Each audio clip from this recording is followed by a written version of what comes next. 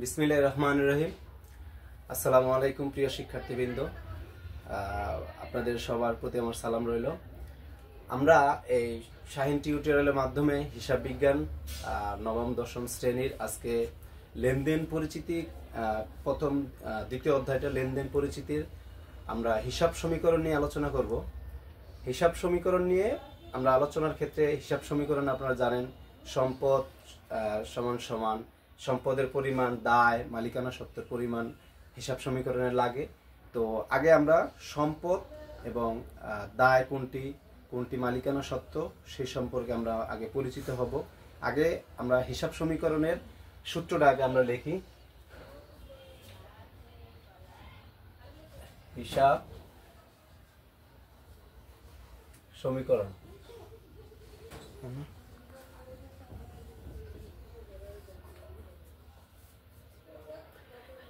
এটা নবম দশম শ্রেণীর বোর্ড পরীক্ষা এইচএসসি আসে এবং এই সূত্রটা অনুসারে হিসাব সমীকরণ কোনটি লেনদেন নয় কিংবা সম্পদ কোনটি, এবং হিসাব সমীকরণ শেষে সম্পদ সমান সমান দায় প্লাস মালিকানা সত্ত্ব বের করতে হয়। তো হিসাব সমীকরণের আমরা সূত্রটা দেখলাম, এ সমান সমান এল প্লাস ও ই। তবে বোর্ড বইয়ে এটা হচ্ছে সম্পদ সমান সমান দায় প্লাস ওই মালিকানা সত্ত্ব। এই হচ্ছে কি সম্পদ, এলতে কি দায় প্লাস ওই হচ্ছে কি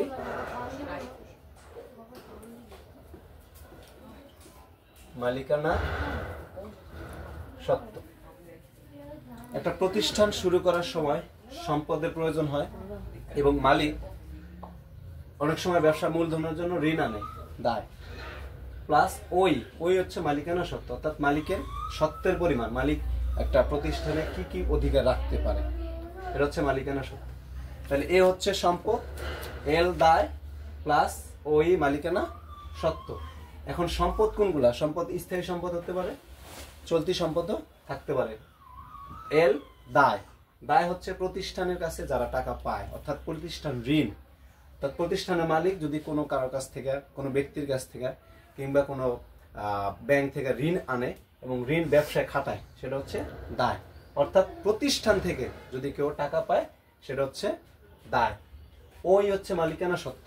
মালিকানা সত্ত্বটা হচ্ছে কি আয়, ব্যয়, মূলধন, উত্তোলন। মালিকানা সত্ত্ব কি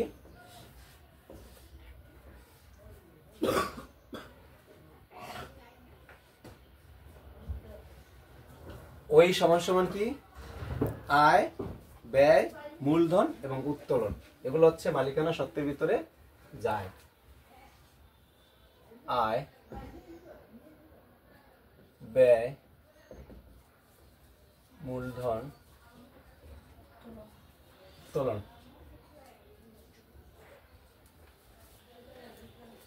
আমরা আগে যদি সম্পদ, দায় এবং মালিকানা সম্পর্কে আমাদের ধারণা না থাকে সেক্ষেত্রে আমরা এই অঙ্কটা করতে পারবো না। তাহলে ও ই আয়, ব্যয়, মূলধন, উত্তোলন হচ্ছে মালিকানা সত্ত্ব। যদি কোনো এন্ট্রির ভিতরে আয় হয় সেক্ষেত্রে যে মালিকানা সত্ত্বের সাথে যোগ হবে। অনেকে আয় এবং ব্যয়, মূলধন, উত্তোলন এলোমেলো করে, কোনটা যোগ হবে কোনটা বিয়োগ হবে। যদি কোনো এন্ট্রির মাধ্যমে আয় হয় সেক্ষেত্রে মালিকানা সত্ত্বের সাথে যোগ হবে, যোগ। আর যদি ব্যয় হয় সেক্ষেত্রে মালিকানা সত্ত্ব থেকে বাদ। যদি মূলধনটা প্রথমেই থাকে, এটা মূলধন দিয়ে শুরু করতে হয় ব্যবসা।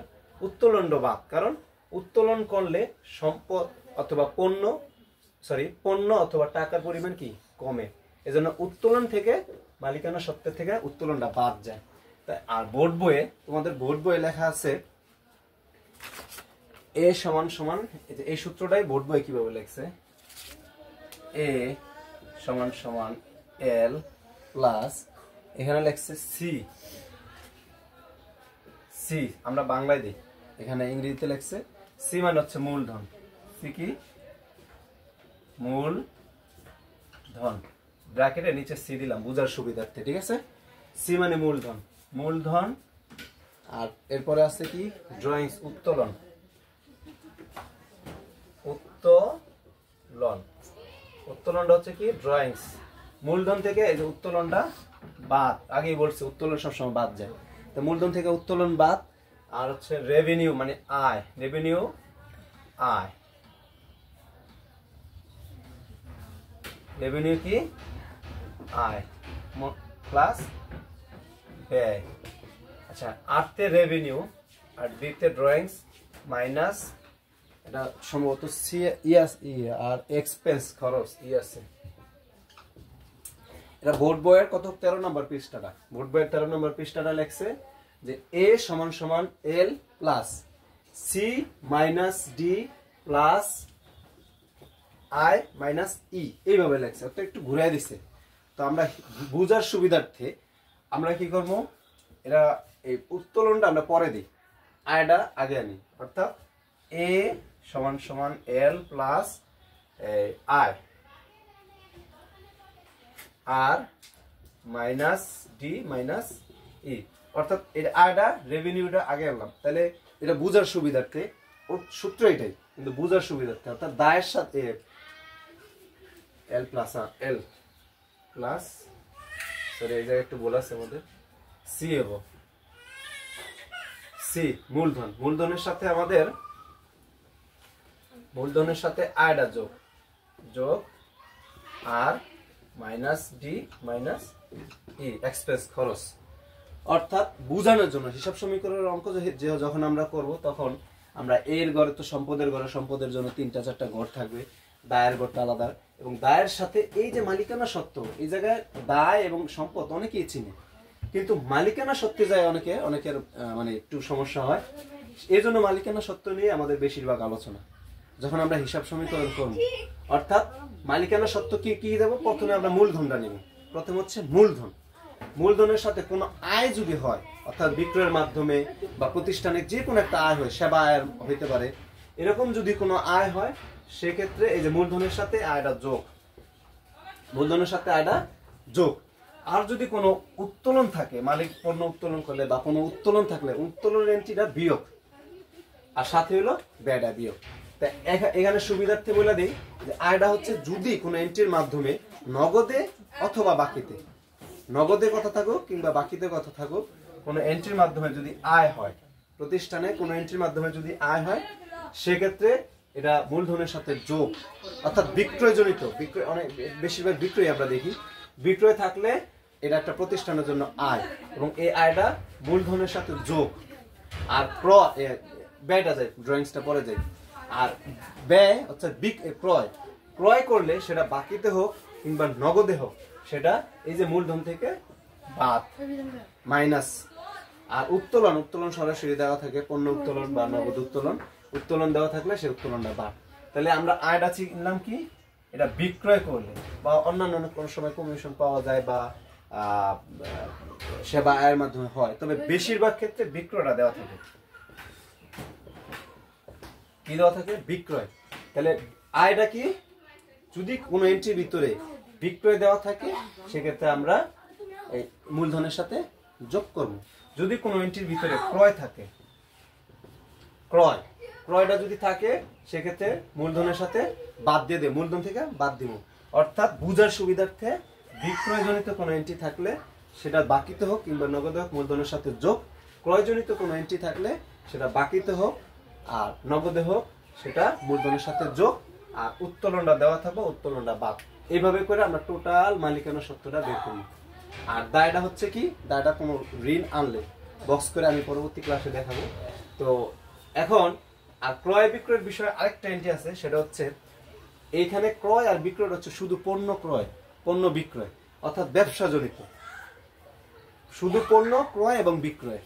যদি কোনো সম্পদ, কোনো সম্পদ ক্রয় করে, যদি কোনো সম্পদ ক্রয় করে এবং সেটা ব্যবসার উদ্দেশ্যে, বিক্রয়ের উদ্দেশ্যে কথা না থাকে, তাহলে বুঝতে হবে সেই সম্পদটা ব্যবসার ব্যবহারের জন্য, অর্থাৎ স্থায়ী সম্পদটা, সেক্ষেত্রে মালিকানা সত্ত্বের ভিতরে যাবে না।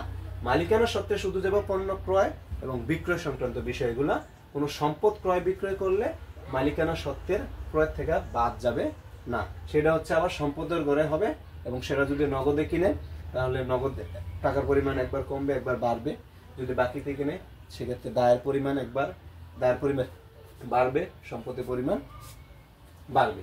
অর্থাৎ এটা আমরা প্রাথমিক পর্যায়ে জাস্ট বোঝানোর জন্য তৈরি করছি যে যখন আমরা অঙ্ক করব, অঙ্কের হিসাব সমীকরণ এন্ট্রির মাধ্যমে একটা করে যখন বোঝানোর চেষ্টা করব, তখন আশা করি এই সূত্রটা অনুসারে আমরা বুঝাবো এবং এই সূত্র অনুসারেই আমরা চেষ্টা করব করার জন্য।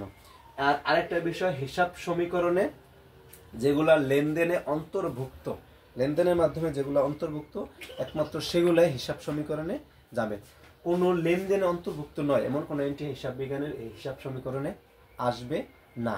তো আমরা প্রাথমিক পর্যায়ে হিসাব সমীকরণে কোনগুলা লেনদেনে অন্তর্ভুক্ত হয় না একটা এন্ট্রি লিখি, সেটা হচ্ছে লেনদেন নয়। এই সংক্রান্ত বিষয়গুলো আমরা দেখি।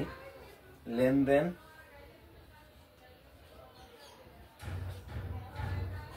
নয় অর্থাৎ এমন এন্ট্রির মাধ্যমে যদি হিসাব সমীকরণের সম্পদের পরিমাণ কিংবা দায়ের পরিমাণ কিংবা ওই মালিকানা সত্যি বা কোনো কিছুই ব্যয় হ্রাস পায় না, বৃদ্ধিও পায় না, এরকম এন্ট্রি থাকলে সেটা লেনদেন নয়। অর্থাৎ লেনদেনের উপরে হিসাব সমীকরণের সম্পদের উপরে কিংবা দায়ের উপরে কিংবা মূলধনের উপরে কিংবা মালিকানা সত্ত্ব আয় ব্যয় কোনো কিছুর উপরে কোনো প্রভাব ফেলে না, এমন লেনদেনগুলো হচ্ছে লেনদেন নয়। আমরা প্রতিষ্ঠান শুরু করি লেনদেনের জন্য, ব্যবসার জন্য, ব্যবসার আয় হইব অথবা ব্যয় হইব, মালিক কখনো টাকা উত্তোলন করবে, হ্যাঁ, কখনো হচ্ছে মূলধন মালিক আনয়ন করবে, কখনো সম্পদ ক্রয় করবে ব্যবসার প্রয়োজনে, আবার বিক্রয়ের উদ্দেশ্যে ক্রয় করবে, বিক্রয় করবে। যদি এই সংক্রান্ত বিষয়গুলো না থাকে তাহলে বুঝতে পারবো সেগুলো লেনদেন নয়। যেমন আমি একটা এন্ট্রি উদাহরণ দেই।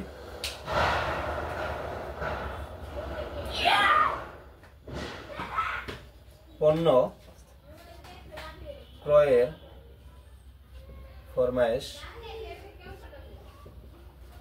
প্রদান। পণ্য ক্রয়ের ফরমায়েশ প্রদান। ফরমায়েশ কি? মালিক মাত্র সিদ্ধান্ত নিছে যে আমি অন্য কারো কাছ থেকে পণ্য কেনার একটা সিদ্ধান্ত নিছে, বাট এখানে পণ্যটা কিনেও নাই, পণ্য বিক্রিও করে নাই, মাত্র সিদ্ধান্ত নিছে যে পণ্যটা ক্রয় করব, সেজন্য একটা ফরমায়েশ অর্থাৎ পণ্যের তালিকা অন্য একটা প্রতিষ্ঠানকে পাঠানো হয়েছে। এই লেনদেন এই এন্ট্রিটার মাধ্যমে পণ্য ক্রয় করে মালিক আনেও নাই, পণ্য মালিক বিক্রয় করে নেয়, নগদ অর্থ প্রদানও করে নেয়, নগদ অর্থ দেয়ও নাই, সেক্ষেত্রে এটা লেনদেন নয়। কারণ এর মাধ্যমে সম্পদও বাড়ে নাই, সম্পদ কমে নেয়, দায় বাড়ে নেয়, দায় কমে নেয়, মালিকানা সত্ত্ব বাড়ে নেয়, মালিকানা সত্ত্ব পরিমাণ কমে নেয়। তাই এক লেনদেন নয় এরকম একটা ঘটনা কি পণ্য ক্রয়ের ফরমায়েশ প্রদান, এটা একটা লেনদেন নয়। আর কোনগুলো লেনদেন নয় কোনগুলো লেনদেন এটা পরবর্তী ক্লাসে আমরা আরো বিস্তারিত আলোচনা করব। আরেকটা দেখি, কর্মচারী নিয়োগ করা হলো। মাত্র কর্মচারী নিয়োগ করছে, ধরো এই মাসের 1 তারিখ, 2 তারিখ, 3 তারিখ, 4 তারিখ, যে কোনো একটা দিন কর্মচারী মাত্র নিয়োগ করছে, কিন্তু কর্মচারীকে কোনো বেতন প্রদান করে নাই। কর্মচারীকে কি কোনো বেতন প্রদান করে নাই। এই কর্মচারীকে বেতন প্রদান না করার ফলে এটা কোনো লেনদেন অন্তর্ভুক্ত হবে না, কারণ এর মাধ্যমে সম্পদও আসে নাই, বাড়েও নাই, খরচ এই মালিকানা সত্ত্বের পরিমাণ বৃদ্ধিও পায় না, হ্রাসও পায় না, দায় বৃদ্ধিও পায় না, হ্রাস পায় না। তাহলে লেনদেন নয় এমন সংক্রান্ত ঘটনা হিসাব সমীকরণে আসবে না। তো আমরা আজকে কি শিখলাম? হিসাব সমীকরণের সূত্র, প্রথমে পরিচিতি লাভ, জাস্ট সম্পদ কোনগুলা, মানে সম্পদটা কি, দায় কি, ও ই মালিকানা সত্ত্ব কি, এবং সূত্রটা কি। যখন আমরা হিসাব সমীকরণের উপর লেনদেনের প্রভাব করব তখন সেক্ষেত্রে এই যে জাস্ট এই সূত্রটা দিয়ে আমরা কাজটা করব, এবং পরবর্তীতে আমাদের পরবর্তী ক্লাসে শেখানো হবে যে কোনগুলা সম্পদ, এখানে কোনগুলা সম্পদ এ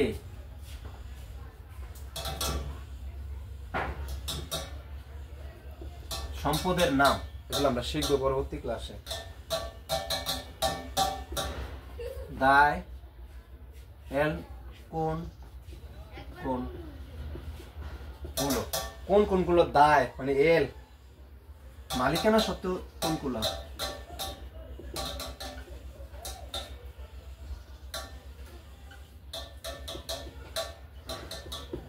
কোন কোনগুলা মালিকানা সত্ত্ব, এই তিনটা জিনিস যখন আমরা পরিপূর্ণভাবে সম্পদের নামগুলা শিখবো, দায় কোন কোনগুলা এবং ওই মালিকানা সত্ত্ব কোনগুলা, এই তিনটা জিনিস যখন আমরা পরিপূর্ণভাবে শিখতে পারবো, আমি আশা করি পরবর্তীতে হিসাব সমীকরণের অঙ্ক আমাদের কোনো সমস্যা হবে না এবং এই অঙ্কটা আমরা মেলাতে সক্ষম হব।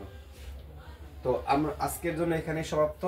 আমরা পরবর্তী ক্লাসে আপনারা এর সম্পদের নামগুলো জানতে পারবেন, মালিক দায়ের পরিমাণ বা দায় কিগুলো সেগুলো জানতে পারবেন এবং মালিকানা সত্ত্ব এগুলা করার পরেই আমরা মেন অঙ্কে আশা করি যাব। কোশ্চেন চেষ্টা করবো, বইয়ের কোশ্চেন চেষ্টা করব। আর আপনাদের হিসাব বিজ্ঞানের নবম দশম শ্রেণী এবং একাদশ দ্বাদশ শ্রেণীর এই পেজের মাধ্যমে আমরা চেষ্টা করব হিসাব বিজ্ঞানের সমস্ত অঙ্ক শেষ করার জন্য এবং আপনাদের পাশে থাকার জন্য। আপনারাও চেষ্টা করবেন আমাদের এই পেজের পাশে থাকার জন্য এবং সব সময়। আর আরেকটা বিষয় হচ্ছে, আজকের যে ক্লাসটা যদি কোনো কিছু আপনারা না বোঝেন সেক্ষেত্রে আমাদের কমেন্টসে জানাবেন যে আপনারা কোন কোন বিষয়টা বুঝতে অসুবিধা হয়েছে এবং আপনাদের কোনো অঙ্ক কিংবা কোনো প্রশ্ন থাকলেও আমাদেরকে জানাতে পারেন। এবং আজকের এই চ্যাপ্টারে যদি কোনো সমস্যা হয় আমাদেরকে জানাবেন এবং আমাদের পাশে থাকার চেষ্টা করবেন। সকলে ভালো থাকেন, ধন্যবাদ, সুস্থ থাকেন। আসসালামু আলাইকুম রহমতুল্লাহ।